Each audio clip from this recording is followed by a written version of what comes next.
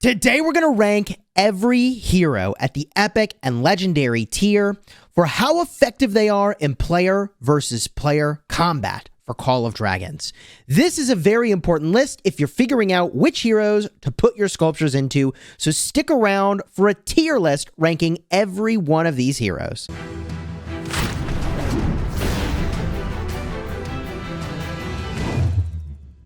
Hello my friends and welcome back. I'm Chisgule Gaming, and not only did I play the beta for the last 6 months, I'm also tapped into a bunch of folks that already have tier 5s in the game, and I'm sitting in the strongest server in Call of Dragons. This is why I think the information I'll provide to you today can be incredibly helpful in deciding which of these heroes is the very best. Not only is this from my input, but also the input of others. And let's get started by just reviewing one little oddity about the list that I've prepared today, because you may see there's a section up here that says whales only. And that is because there are certain heroes that are actually just insane if you're whaled out. And if you're not whaled out, I wouldn't go for it. Now, this list is for Season 1, and in Season 1, there's a lot of weirdness because some people are rushing tier 5s really fast. This is generally very, very, very uncommon, and you may only have 1 or 2 on your server. For perspective, there are many dozens of players who already have tier 5 within the first pass opening in our server. It's insane. So for players like them, certain heroes are actually just nuts because they can do things they really shouldn't be able to do and they couldn't get away with in later seasons or later in the game. And the other thing I want to mention is that presumably we'll be getting new heroes and new things season over season that will change the balance of what's here. So consider subscribing to the channel if you haven't already for daily Call of Dragons videos designed to help you get value and smash your enemies. And if you could smash the like button on the video, I would greatly appreciate it. Let's start with the really great commanders that are amazing for everyone at the top of the list. Normally, sometimes people build up, but let's get right to the punch here, right to the highlight, which is some of the best commanders includes Lilia. Huge area of effect damage. I get that she's pay to win to unlock, but whether you're pay to win or a very light spender, she is an amazing hero working at range, doing big area of effect damage. And right next to her is another hero that has all skills relevant for player versus player combat. Now, I happen to think Lilia's area of effect damage is kind of better than Velen's kit overall, but he does have all skills relevant for battling other players, which is what this list is for. So yeah, I think Velen is an amazing mage, and obviously these two paired together is incredible. Velen, the primary, has better talents in my opinion, but if you use Lilia, you can crank out more damage. Now from here, I want to add in a couple heroes in that whales only category, and we'll revisit the S+.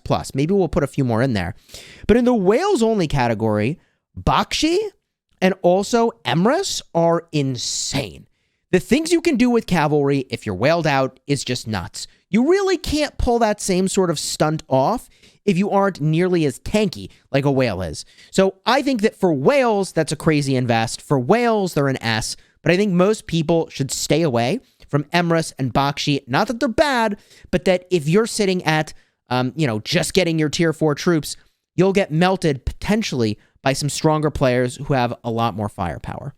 So from here, I want to talk about another really crazy hero if you're a whale, and that is Thea. My God. If you're whaled out at the start of the game, you can run around, and she only does single target damage, but she is a flyer. So if you go with the League of Order, which by the way is what I recommend for your starting faction, card will be up in the top in case you haven't seen this video, Thea is just nuts flying over terrain and doing lots of damage.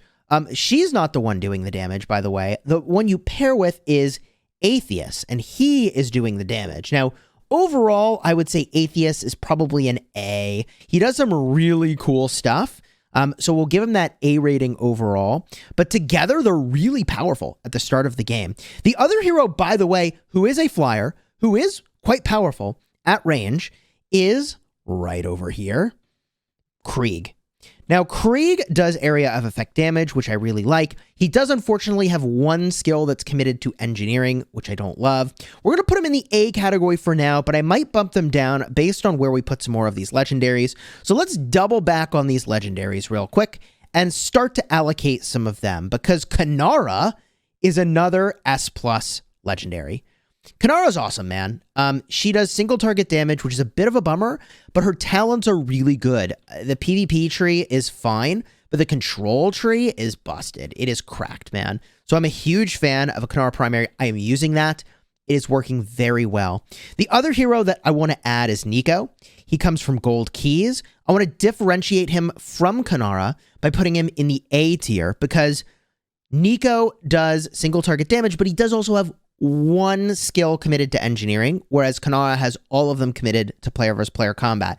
And if we're putting Nico at A, that means I have to bump down Krieg and I have to bump down Atheist. I can't keep them up at the A rating. So we bump them down for now, and let's continue on with our list. And let's address some of the other legendaries. For example, let's talk about Madeline. If you are whaled out, she's very, very tanky. And if you are whaled out, she is going to do really well. I would put her down to an A if you aren't a whale. Again, I think infantry is the wrong choice if you aren't a whale. Stick with your mages, stick with your marksmen. In my opinion, that is a safer, stronger play. And I also want to put Nika up here at S plus for whales only. Or I guess S for whales only is the way I've listed it. And the reason for that is that the best garrison in the game for Season 1 is going to be Madeline and Nika paired together. So we have to rank them highly because not only are they tanky as hell in the field, but the fact that they're the best garrison, I mean, that is a very, very strong sign. So we're going to put them up there. They are incredibly powerful together. And let's continue by adding another pay-to-win hero, and that is going to be Hosk. And I am going to put him probably at an A. It's tempting to bump him down, but he is very versatile. And that versatility is very powerful. You can use him with mages, you can use him with infantry, you can use him with really anything you want. The problem with Hosk is that only 3 of his skills are relevant at a time. That is because his 4th skill gives troop capacity, and one of his other skills gives you a rallying benefit. Well, troop capacity doesn't help you very much when you're rallying. You can just kind of assume other people could put troops into your rally. And also, the rally benefit obviously does nothing for you when you're in the field. But overall, having an expertise legendary, if you get to VIP 14, yeah, I mean, it's good, okay? There's just no denying it's good.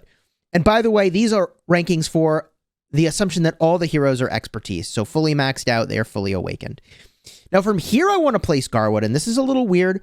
I'm going to drop him at a B for now.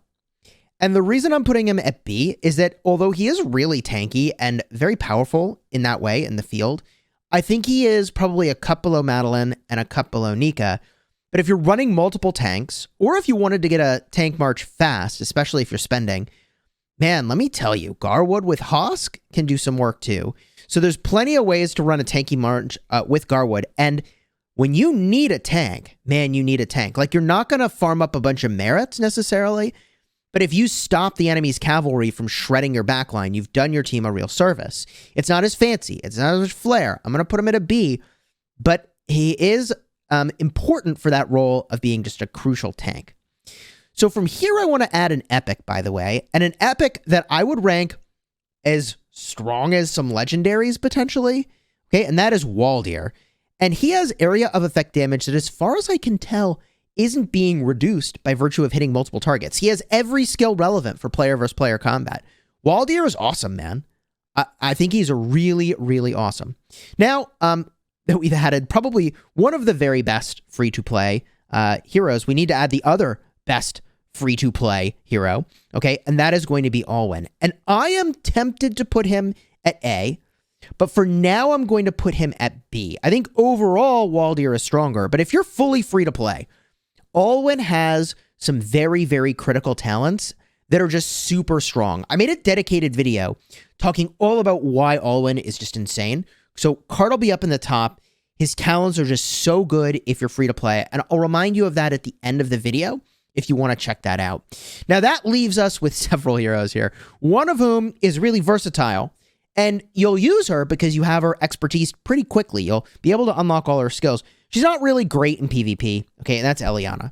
All right, she's versatile, she's tanky, she's a peacekeeper. It's fine, okay, it's fine, it's not amazing. And I'll also place Bakar, who you have to tank with, and I just don't think most people should be trying to tank in the field with Bakar. There are uses for him.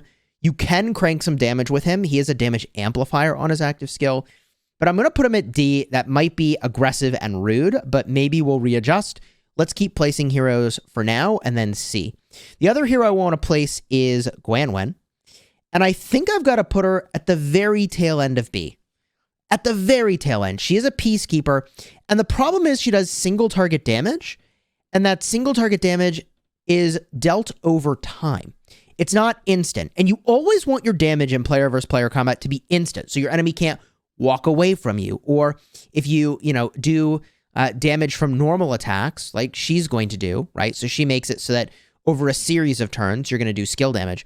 The problem is that your enemy can just walk away, and then you lose value, or you defeat them, and then you don't retarget in time to take advantage of the rest of that active skill.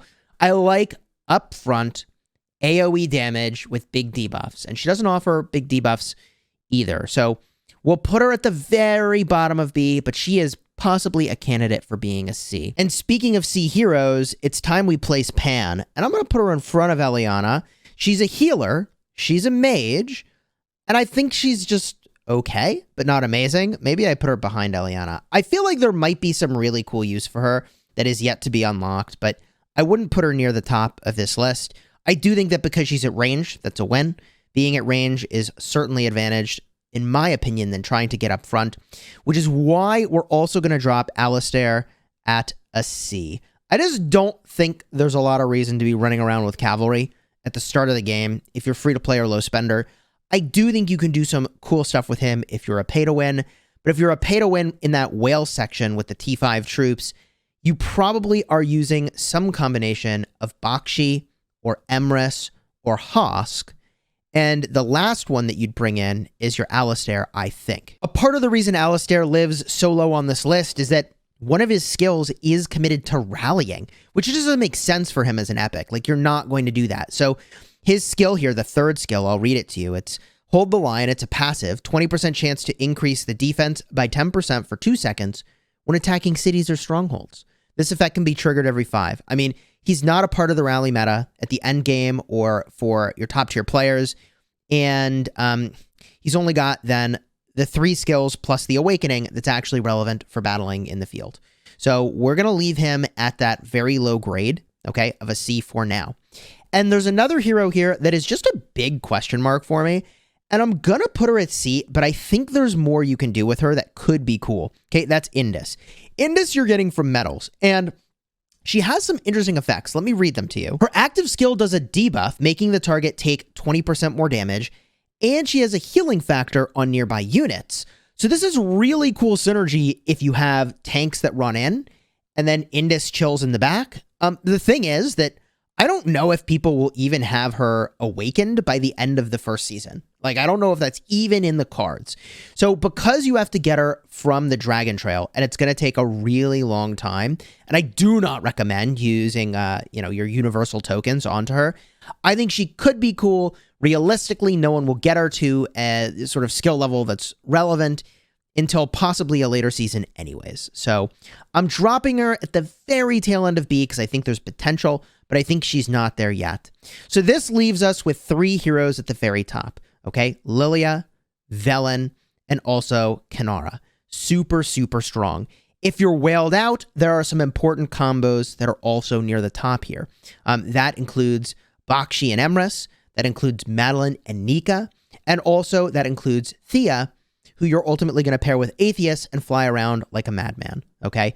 At the A tier, that leaves Nico and Hosk, and also Waldir. This is why I keep saying the League of Order is a great starting faction. Now, if you want to see these heroes in action and why it's like, oh my god, Wales using these heroes is insane, Card will be in the end screen for that very first battle where there were a ton of players with just like completely maxed out stuff, which by the way shouldn't have been possible because there were some number of people that were actually sort of doing some bundle scam, and I made a video about that. Card will be in the end screen as well. Thank goodness that's solved because it was really problematic, fighting some players that had stuff they shouldn't have had.